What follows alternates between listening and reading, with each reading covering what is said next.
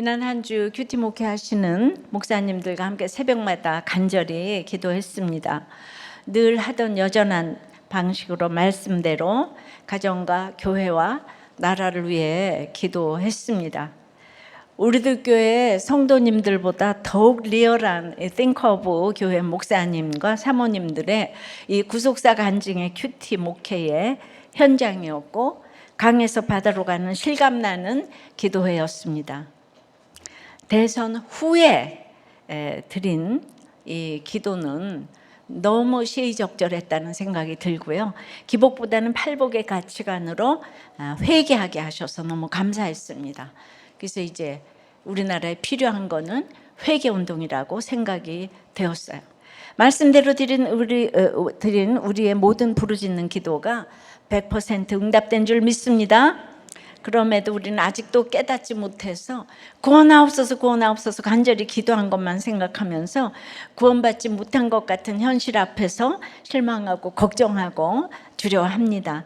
오늘 하나님은 우리를 반드시 보호하여 구원하신다고 하십니다. 오늘 하나님께서 우리를 어떻게 보호하여 구원하시는지 생각을 해보겠습니다.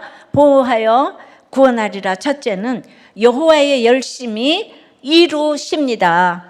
29절이에요.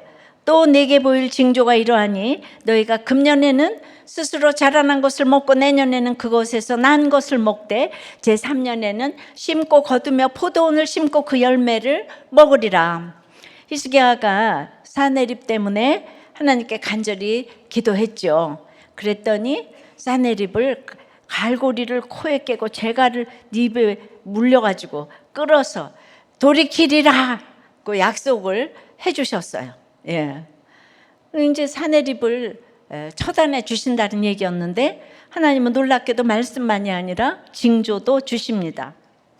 말씀은 들려주시는 것이고 징조는 보여주시는 거예요. 들은 말씀을 확실히 믿을 수 있도록 하나님은 징조를 통해서도 확신을 주십니다.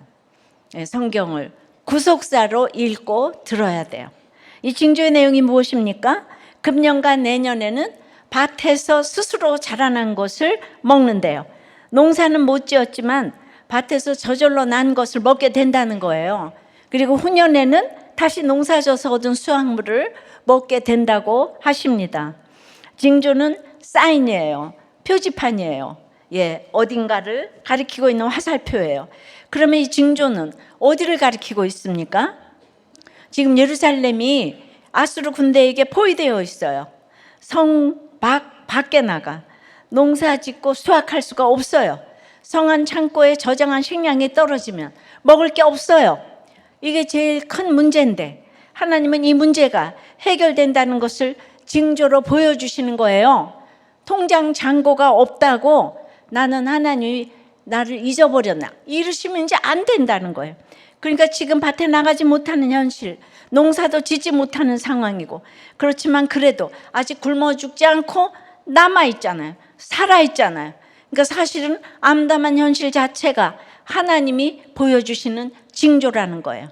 우리는 아수르가 물러가서 짠 하고 펼쳐지는 기적만 징조라고 생각하죠. 그러나 오늘 우리가 처해 있는 이 어려운 상황도, 아니 이런 고난이야말로 하나님이 우리에게 보여주시는 징조 중에 징조인 거예요.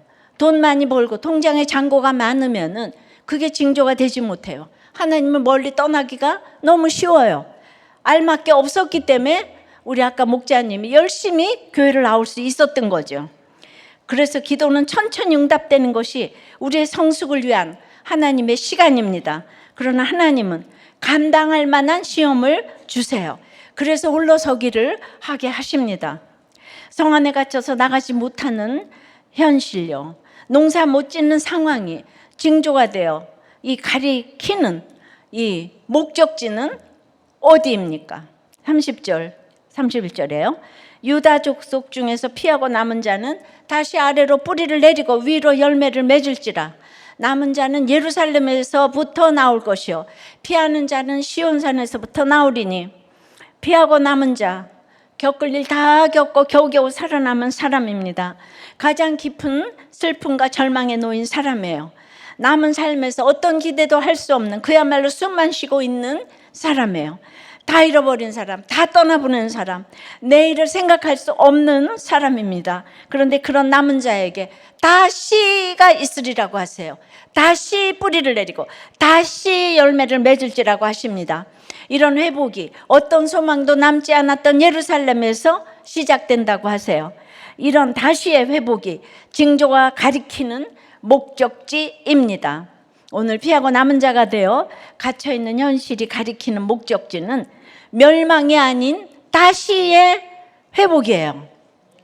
히스기야는 지금 당장 예루살렘을 포위하고 있는 아수르 군사가 죽냐 안 죽느냐 이것만 걱정해요. 당장 눈앞에 아수르가 예루살렘을 집어삼킬 듯 하고 있으니까 장차 주께서 끝까지 믿음을 지킨 남은 자들을 어찌한다는 이런 말씀이 하나도 귀에 들어오지 않지 않겠어요? 우리는 선거에서 이겨야만 응답이야. 짐은 실패야. 이거밖에 모르는 거예요. 그 믿는 사람들은 다르게 해석을 해야 되잖아요. 그런데 오늘 말씀으로 피하고 남은 자는 다시 회복된대요. 그만큼 이거는 다 둘러싸고 있는데 이렇게 피하고 남은 자는 다시 회복된다고 그러니까 이건 그만큼 기적이죠. 우리 생각으로는 기대할 수 없는 일입니다. 그런데 이 기적을 오늘 주님이 약속하세요. 거짓이 없으신 주님이 말씀하시는 일입니다. 반드시 이루어지는 거예요. 어떻게 가능합니까? 31절이에요. 여호와의 열심히 이 일을 이루리라 하셨나이다 아니라. 열심은 무엇을 잃지 않으려는 불타는 사랑을 말하잖아요. 근데 여호와의 열심이 이런 기적을 이루시라고 하나님이 직접 말씀하시는 거예요. 하나님이 자기 백성을 절대로 빼앗기지 않으시려는 이 열심이 활활 타오르고 있다는 거예요. 이 열심으로 하나님께서 자기 백성에게 다시 뿌리를 주시고 다시 열매를 주십니다. 다시 회복되는 기적은 우리 힘으로 얻는 게 아니에요. 우리가 좋아하는 정치인이, 기대하는 정책이, 의지하는 재력이 줄 수 있는 게 아니에요. 다시 회복되는 기적은 오직 여호와의 열심히 이루시는 것입니다. 하나님의 손에서 우리를 빼앗아 가려는 모든 악으로부터 우리를 다시 살아나게 하시는 유일한 힘은 여호와의 열심입니다. 세상에서 가장 뜨거운 여호와의 열심히 이루시기 때문에 오늘 갇혀있는 상황에서도 우리는 뿌리를 잘 내리고 열매를 잘 맺을 수 있는 것입니다. 그 능력이 하나님께서 이 일을 모두 완료할 때까지 결코 멈추지 않으시리라는 말씀입니다. 히스기야가 기도한 그 순간부터 졸지도 주무시지도 않으면서 아수르로부터 히스기야와 유다 백성을 살리기 위하여 힘을 다하실 줄 믿습니다. 그리고 마지막 때 끝까지 주님을 찾는 주의 백성들을 사탄으로부터 보호하기 위하여 하나님께서 가지신 모든 능력을 다하여 끝까지 힘써 일하실 것입니다. 하나님께서 친히 약속하시는 것이니 만군의 여호와의 열심히 일을 이루실 줄 믿습니다. 적용 질문이에요. 내가 보고 싶은 징조는 무엇이에요? 지금 어디에 갇혀 있어요? 갇혀 있음이 하나님이 보여주시는 징조임을 믿습니까? 어떤 경우에도 피하고 남은 자가 되어 다시 거기에 뿌리 내리고 맺어야 할 열매는 무엇입니까?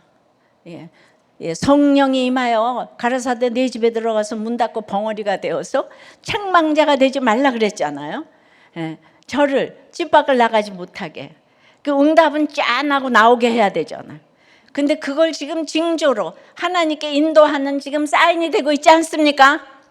보호하여 구원하리라. 첫째는 뭐예요? 여호와의 열심히 일을 이루세요. 두 번째는 누구도 건드리지 못합니다. 32절 3절이에요. 그러므로 여호와께서 아수르 왕을 가리켜 이르시기를 그가 이 성에 이르지 못하며 이리로 화살을 쏘지 못하며 방패를 성을 향하여 세우지 못하며 치려고 토성을 쌓지도 못하고 오던 길로 돌아가고 이 성에 이르지 못하리라 하셨으니 이는 여호와의 말씀이시라. 그러므로라고 하시는데요, 여호와의 열심히 이 일을 이루시기 때문에, 이 기적 같은 회복을 이루실 것이기 때문에 반드시 결과가 따라옵니다. 어떤 결과요? 아수르 왕 사네립이 예루살렘 성에 이르지 못한다는 거예요. 이 성에 이르지 못한다는 말이 32절과 33절에 반복돼요. 강조하는 거예요. 사실 지금 아수르 군대는 예루살렘을 포위하고 있잖아요. 그런데 이르지도 못한다고 하세요. 포위하고 있지만 도착하지도 못한 것과 지금 마찬가지라는 거예요. 어떻게 이런 일이 가능합니까? 세계 최강 아수르 군대가 마음만 먹으면 어디든 가서 점령하고 있는데요. 그런데 그들이 예루살렘을 향해서는 화살을 쏘지 못한다는 거예요. 공격 개시를 못한다는 거예요. 옛날 전쟁에서는 화살이 공격을 시작하는 무기였잖아요. 누구도 막지 못하던 아수르의 화살인데 예루살렘으로는 발사조차 할 수 없다는 거죠. 세상 어떤 군대의 공격도 다 막아내던 철벽 같은 아수르군의 방패인데 예루살렘을 향해서는 세우지도 못합니다. 세상의 유명한 요새들도 다 뛰어넘어 치던 아수르군의 토성인데 예루살렘을 향해서는 쌓지도 못한다는 거예요. 그러므로 하나님께서는 히스기야에게 아수르 군사들이 단 한 발자국도 예루살렘 성읍 안으로 들어오지 못하고 그들이 쏘는 화살 하나도 성벽을 넘지 못할 것이라고 말씀하십니다. 그게 다가 아니에요. 아수르군은 예루살렘을 공격하지 못할 뿐만 아니라 오히려 오던 길로 돌아갑니다. 점령하지 못할 뿐만 아니라 가까이 다가가지도 못해요. 아무리 빼앗고 싶어도 무슨 수를 쓴다 해도 가까이 이르지도 못한다는 거예요. 바로 이것이 여호와의 열심히 일을 이루시기 때문에 그러므로 따라오는 결과입니다. 끊임없이 사탄에게 노출되어 있지만 목자 되시는 하나님의 열심히 나를 보호하는 것입니다. 그런데 더 놀라운 게 있어요. 34절에요. 내가 나와 나의 종 다윗을 위하여 이 성을 보호하여 구원하리라 하셨나이다 하였더라. 아수르 왕 사네립이 가까이 오지 못하는 것도 필요하지만 더 중요한 것은 예루살렘 자체가 지킬 힘을 갖추는 것이죠. 스스로 힘이 없으면 적군이 오지 않아도 스스로 망하는 거예요. 지금 예루살렘은 히스기야가 아무리 대단한 개혁을 했어도 너무 연약한 거예요. 예루살렘 온 백성이 사네립의 신하 랍사게 한 사람을 당해내질 못하는 것을 우리는 다 보았어요. 아수르 군대가 공격하지 않고 그냥 포위만 하고 있어도 저절로 무너질 지경인데요. 그런데 그만큼 연약해요. 하지만 하나님께서 뭐라고 하십니까? 내가 이 성을 보호하여 구원하리라. 오늘 제목 여기서 따왔죠? 보호하리라고만 하셔도 감사하고 구원하리라만 하셔도 감사한데 둘 다 써서 보호하여 구원하리라. 누구를요? 슬픔과 분노와 원망과 절망에 빠진 예루살렘 성을요 보호하여 구원하리라 하세요. 보호하다로 번역한 히브리어 가나는 성경에 딱 7번만 쓰였거든요. 근데 7번 모두 보호하는 대상이 같아요. 바로 예루살렘이에요. 그럼 예루살렘이 무엇입니까? 그거 역시 사인이죠. 표지판이자 화살표입니다. 문자적으로 예루살렘 성과 사람을 가리키는 게 아니고 영원한 하나님의 도성인 새 예루살렘을 상징합니다. 그러니까 새 예루살렘은 무엇입니까? 바로 교회입니다. 바로 우리들입니다. 보호하다는 말은 날개로 덮듯 방패로 가리듯 담으로 둘러막듯 안전하게 지킨다는 뜻입니다. 그래서 7번 그 중에 가장 유명한 구절이 이사야 31장 5절인데요. 새가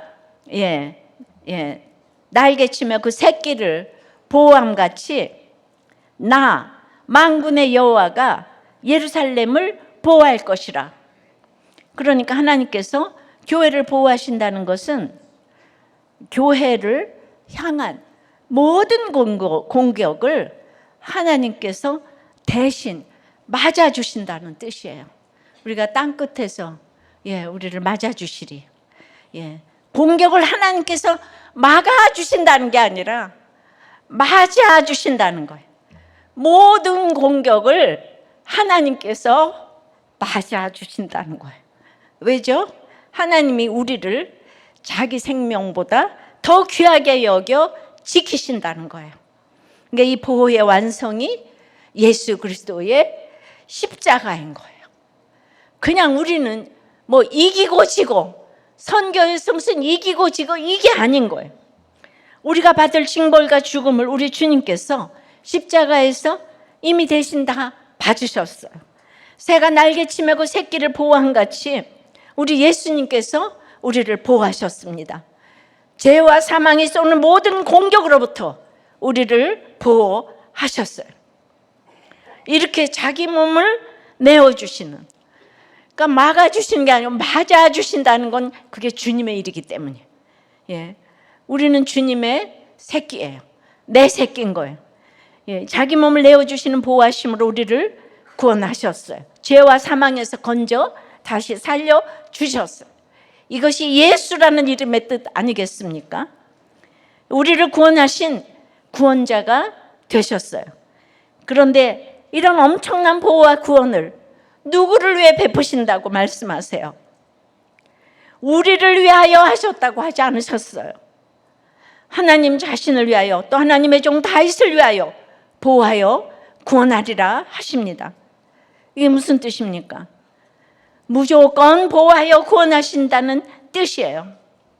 우리를 위해 한다면 우리가 어떻게 하느냐에 따라 달라질 수가 있잖아요. 조건적이잖아요. 우리가 보호받을 만하면 보호하고, 그렇지 않으면 버릴 수 있잖아요. 하지만 하나님의 보호와 구원을 하나님 자신을 위하여 베푸시기 때문에 절대적인 거예요. 우리가 뭐 조그만 거 하나라도 오픈하려면 우리가 우리 자신에 대해서 죽지 않으면 오픈 못하는 거예요. 하나님도 우리를 살리기 위해서 자신이 죽지 않으시면은 우리를 살리실 수가 없어요. 그것이 십자가 사건인 거예요. 자기 아들을 죽이셨어요. 그래서 우리를 살리셨어요. 그래서 이 모든 걸 하나님이 맞아주시는 거예요. 다윗을 위하여 하신다는 것은 다윗과 맺은 언약을 지키신다는 뜻이에요. 그 후손이 어떠하든지, 지금 여기에 있는 우리가 어떠하든지, 하나님은 모든 성도 대표로 다윗과 맺으신 언약 때문에 우리를 반드시 보호하여 구원하십니다.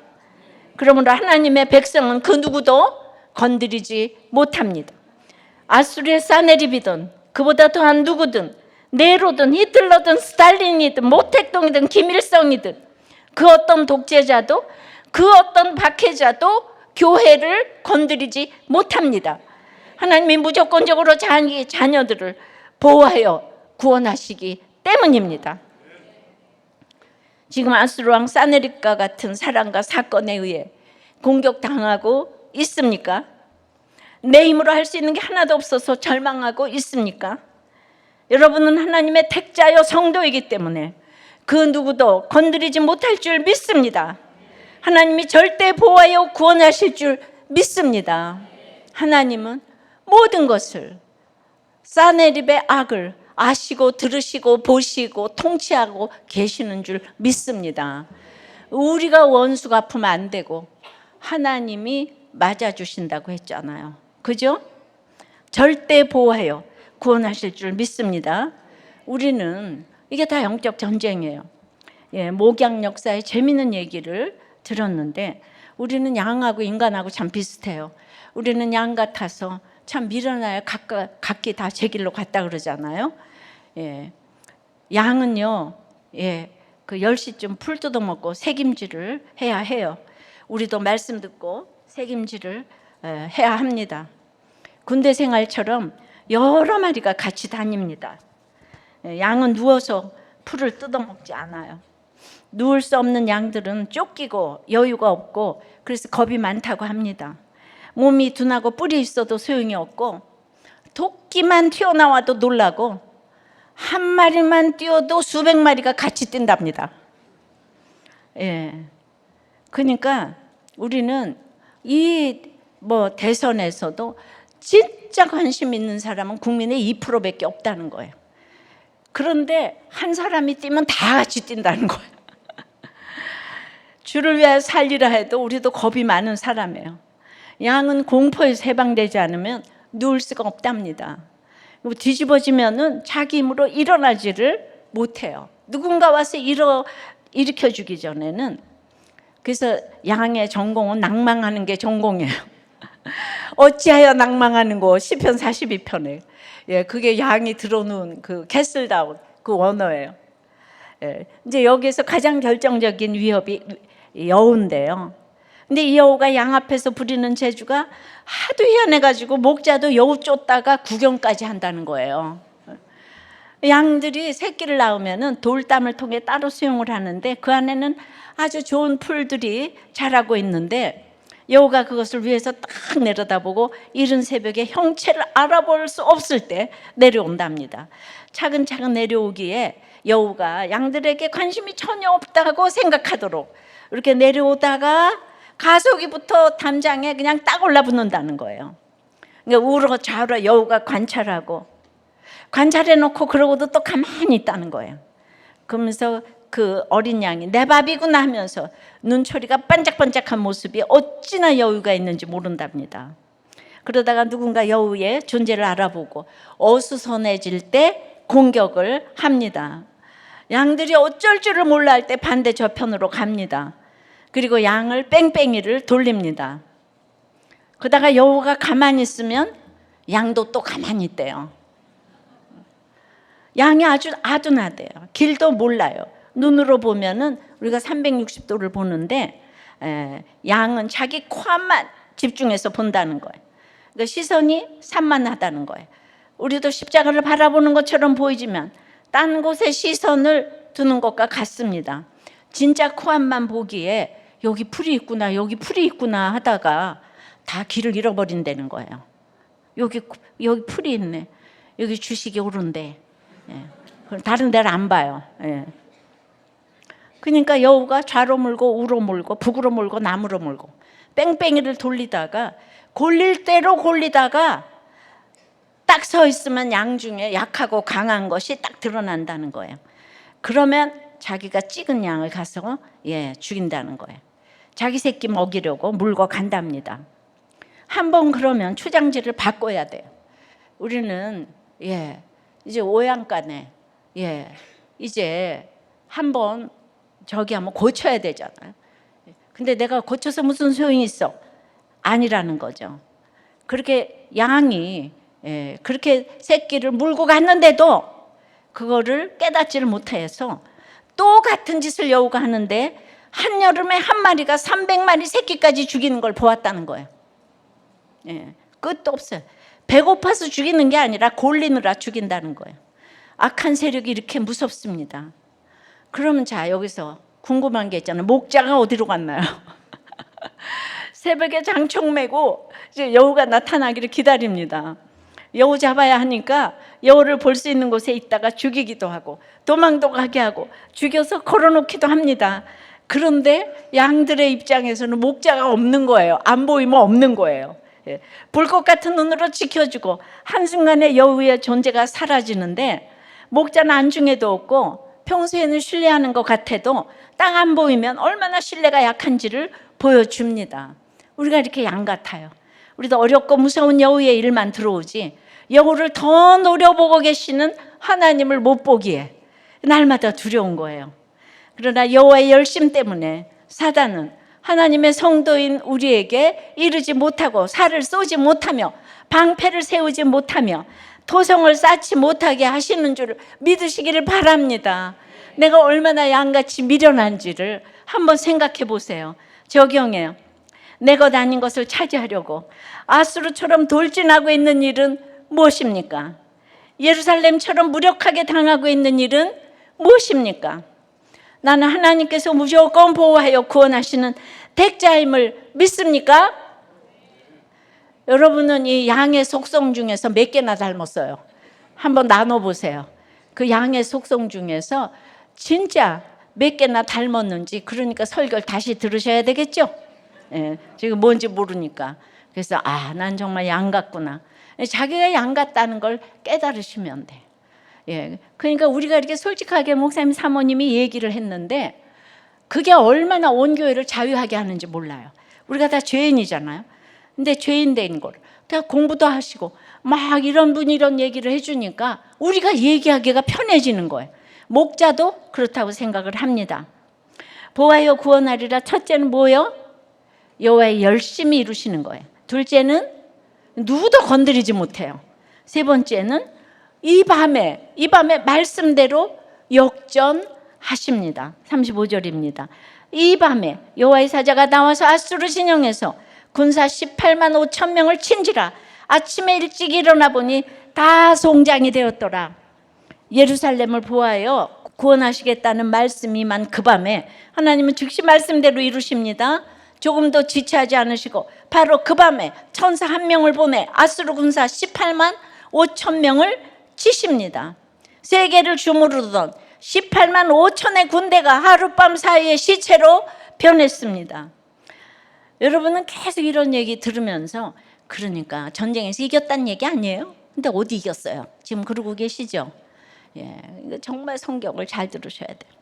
랍사게의 말만 듣고도 무서워서 한마디도 하지 못하고 벌벌 떨던 예루살렘 백성입니다. 사내립 편지 한 통 받고 나라 망했다며 절망하던 백성입니다. 그런데 히스기 한 사람이 사내립 때문에 기도했더니 하나님이 들으셨어요. 말씀으로 응답하십니다. 그리고 바로 그날 밤에 말씀대로 아수르 군대를 저세상으로 다 날려 보내십니다. 아수르가 자기 힘을 믿고 교만하게 하나님의 백성을 빼앗으려 하니까 하나님이 바로 응징하십니다. 이것이 하나님의 열심이에요. 사내립 때문에 아파하고 슬퍼하고 낙심하는 밤을 지날 때 그 마음을 하나님 앞에 다 펼쳐서 아뢰며 내 기도 듣기를 기뻐하시는 하나님께 기도하면 하나님이 말씀으로 응답하십니다. 바로 그 밤에 말씀대로 상황을 바꿔주십니다. 역전하시는 겁니다. 하나님의 즉각적인 역전을 아수르 왕 사내립도 피하지 못합니다. 36절 7절이에요. 아수르 왕 사내립이 떠나 돌아가서 니느웨에 거주하더니 그가 그의 신 니스록의 신전에서 경배할 때에 아드람멜렉과 사레셀이 그를 칼로 쳐 죽이고 아라랏 땅으로 그들이 도망하며 그 아들 에살하돈이 대신하여 왕이 되니라. 아멘. 하나님은요 이사야를 통해 미리 말씀하셨어요. 7절에 내가 한 영을 그의 속에 두어 그로 소문을 듣고 그의 본국으로 돌아가게 하고 또 그의 본국에서 그에게 칼에 죽게 하리라 말씀하셨습니다. 이제 이 말씀 그대로 사내립에게 이루어졌어요. 하룻밤새 모든 군대를 잃은 사내립은 말씀대로 아수르 본국으로 돌아갔어요. 왔던 길로 돌아갔어요. 사내립은요 18만 5천 명이 죽던 그날 밤은 피한 것 같아요. 하지만 이 밤은 우리가 원하고 계획하는 시간이 아니에요. 이 밤은 하나님의 시간이에요. 그 누구도 피할 수 없는 시간이에요. 사내립에게도 그때는 피했을지 모르겠지만 이 밤이 불현듯 찾아옵니다. 아드람멜렉과 사레셀의 칼에 죽어요. 그런데 바벨론 역대기에 보면 이 아드람멜렉과 사레셀은 놀랍게도 사내립의 아들이었어요. 온 세상의 주인 행세하던 사내립, 이 세상에 감히 자기에게 반역할 사람이 아무도 없다고 자신했던 사내립이 결국 자기 아들 두 아들의 손에 죽었어요. 역전도 이런 역전이 없어요. 그러니까 우리 시간으로 보니까 거기가 이긴 것 같지만 하나님의 시간으로 보면 한 뼘밖에 안 되는 시간이에요. 근데 전 세계를 이겼는데 자기 아들 둘에게 죽임을 당했어요. 하루아침에 인생이 뒤집어졌습니다. 아들에게 신들의 이름을 붙여줬어요. 그런데 그 아들들에게 죽임을 당한 거예요. 예, 열왕기서에 자식이 모반하는 것으로 징계하는 걸 종종 보잖아요. 우리는 믿어도 안 믿어도 자식이 우상이기 때문에 잘못 살면 자식으로 치시는 것이 가장 빠른 길 같아요. 출애굽할 때도 바로의 장자를 치시니까 금세 내보내주지 않았습니까? 근데 그렇게 자식이 배반을 해도 내 자식에 대한 미련을 못 버리고 또 그 자리에 그 마지막 아들 에살핫돈을 또 세우는 거예요. 우리는 자식을 못 버려. 내 자식, 내 고향 그냥 이거밖에 몰라. 뭐 하여튼 우리 고향 사람이 이게 맞다 그러면 죽을 때까지 대를 이어서 이 고향 사람 말만, 내 자식 말만 들어. 그러니까 이 바로 아수르가 우리 전 세계에 악을 보여주는 세속사의 끝판왕이라고 생각해요.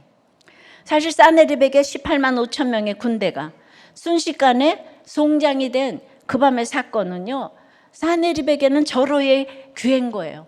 왔던 길로 돌이키는 게 아니라 진짜로 돌이켜 회개하고 하나님께 나아갈 마지막 기회였어요.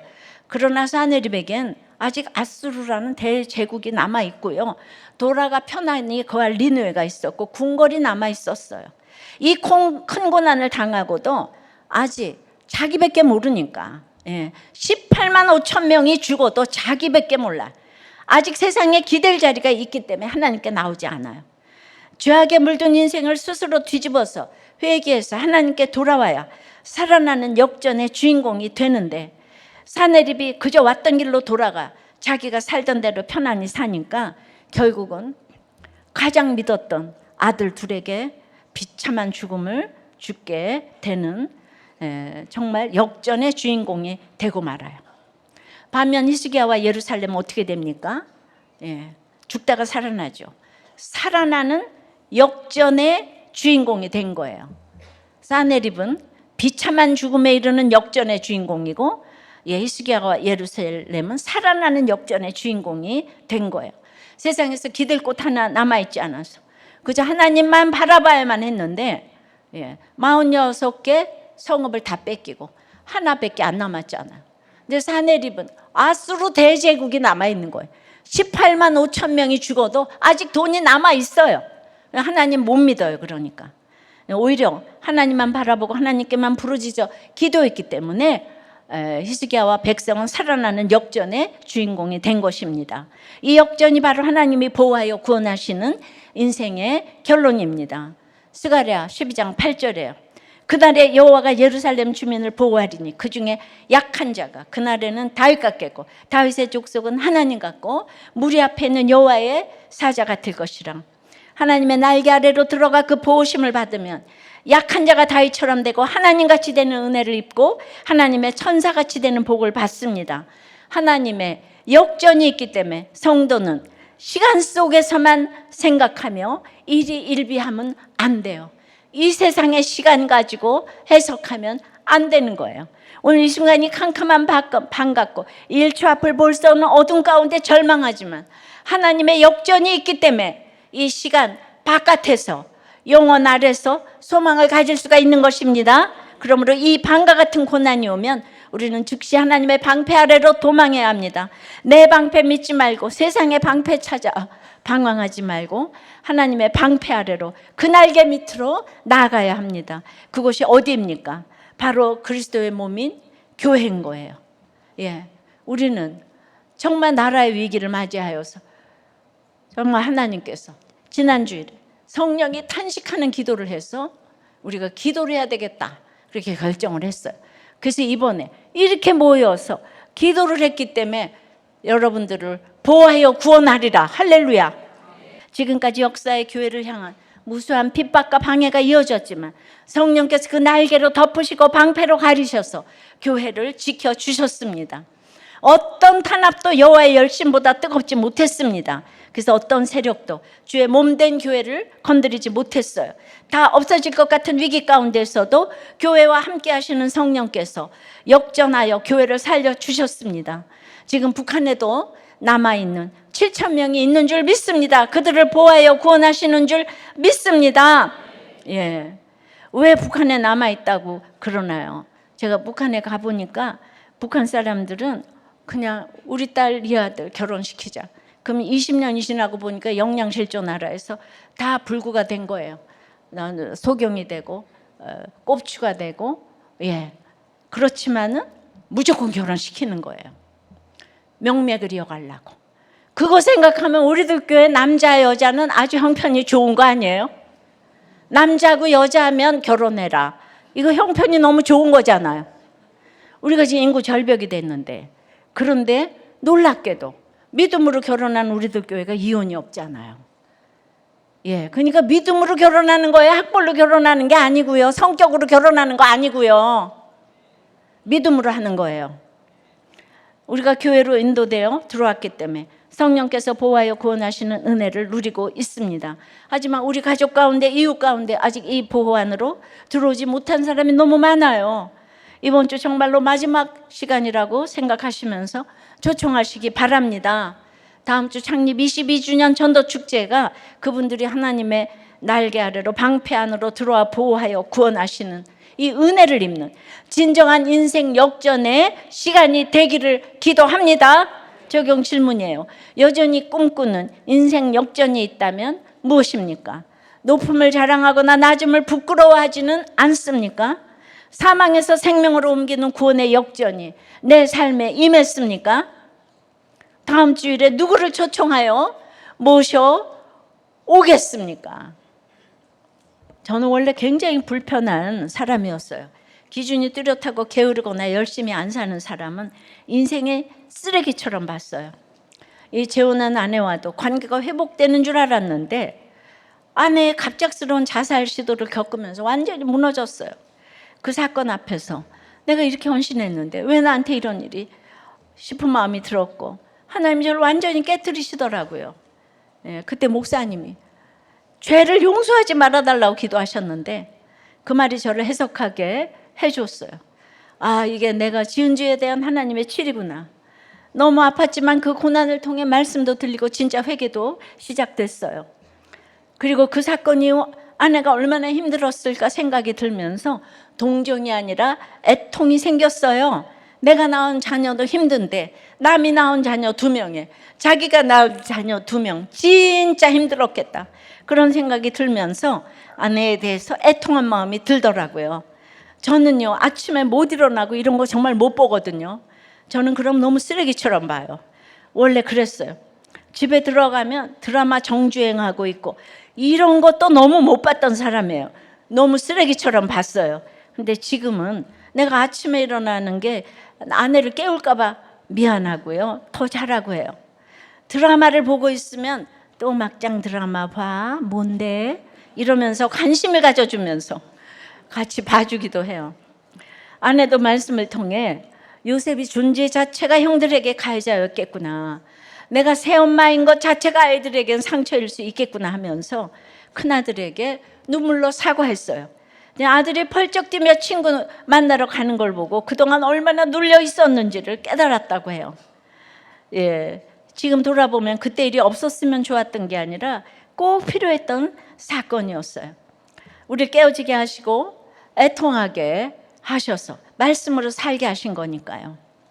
그러니까 결론은 정말 웬만하면 이혼하지 않아야 하는데, 그럼에도 재혼을 할 거면 말씀에 대한 최소한의 믿음의 고백과 공동체가 있어야 그나마 버텨가는 거지, 뭐 그렇다고 문제가 또 안 생기는 건 아니에요. 이 아프리카 선교보다 어려운 재혼에는 문제가 계속 생길 건데요.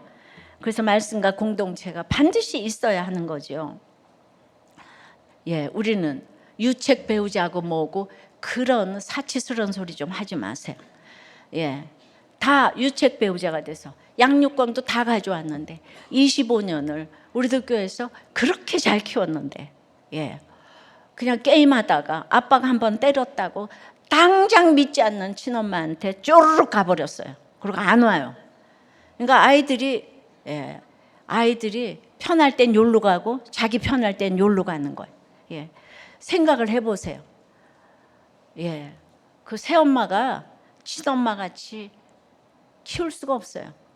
친엄마는 그냥 존재 자체가 친엄마예요. 새엄마는 야단을 못 치는 게 새엄마예요. 그러니까 평생 잘해줘도 이렇게 가버리는 거예요. 그러니까 너무 잘해주는 게 새엄마인데 우리 그 스트레스 쌓여서 그거 어떻게 잘해줘요, 그죠?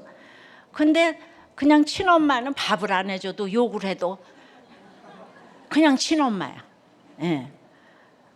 그 유책 배우자고 뭐고 이런 사치스러운 소리 하지 좀 마라. 그러니까 무조건 그러면 애들이 엄마가 잘못했으니까 아빠가 잘못했으니까 내 편을 들어줄 거다. 그딴 거 없어요. 아이들은 친 이거밖에 몰라. 친. 그러니까 이 지역 감정을 못 고치잖아요. 이거 고치겠다고 지금 광주 대구에 교회를 세웠는데 광주, 대구 성도들도 이거를 못 벗어나고 있는 거예요. 여기서 진짜 십자가를 놔야지 되는데 우리가 지금 돈이 나서 지금 광주, 대구에 교회를 세운 게 아니거든요. 그러니까 그런 구속사적인 마인드를 가지고 있어야 되는데, 그러니까 이 장로님은 완벽하게 지금 애들한테 잘해주고 완벽하게 그냥 다 재혼한 아내에게도 잘해주는데, 아내는 자살 기도를 하고 아들은 갚버리고, 그래서 이분이 편한 사람이 되었다는 것이었던 것이에요. 이렇게 완벽한 사람이 얼마나 여러 사람을 불편하게 하겠어요. 그런데 그냥 이렇게 사건을 쳐주니까 편한 사람이 되었다고 나누었던 것이었던 것이에요. 절대로 불신결혼하지 말고 신결혼하고 이혼하지 말고 재혼을 하더라도 말씀이 없이는 절대로 버텨갈 수가 없는 거예요. 공동체에서 이런 얘기를 해주니까 우리가 가는 것입니다. 말씀 맺어요. 보호하여 구원하리라는 첫째, 여호와의 열심히 이루시는 거예요. 날 이 땅에서 누가 보호해서 구원해 주시겠어요? 근데 우리가 이렇게 구속사로 말씀을 해석할 수 있는 게 가장 보호하여 구원하는 비결이에요. 말씀을 깨달아야 재혼이고 뭐 이게 다 해석이 되는 거예요. 옳고 그름으로 생각하니까 이혼해야 되고 어쩌고 저쩌고 이런 얘기를 하는 거죠. 근데 내가 말씀을 깨달으면 누구도 건드리지 못해요. 이 밤에 말씀대로 역전하게 하시는 줄 믿습니다. 선한 목자 되시는 분은 이 땅에 주님밖에 없는 줄 믿습니다. 기도해요. 아버지 하나님, 우리가 목을 놓아서 기도를 했습니다. 우리나라를 위해서 기도했습니다. 우리의 기도대로 대통령이 뽑혔어요. 이제 우리는 이것이 하나님이 하시고 들으시고 통치하신 하나님의 응답인 것을 믿습니다. 그러므로 여호와 열심히 우리나라를 보호하여 구원해 주시기를 기도합니다. 주여, 이 나라 인구 절벽이 돼가는데 주님, 한 사람이 아니라 이 자유민주주의가 훼손되지 않도록 주님 역사하여 주시옵시고, 아버지 하나님께서 이 나라를, 이 피로 값주고 사신 나라를 보호하여 구원하여 주실 줄을 믿습니다.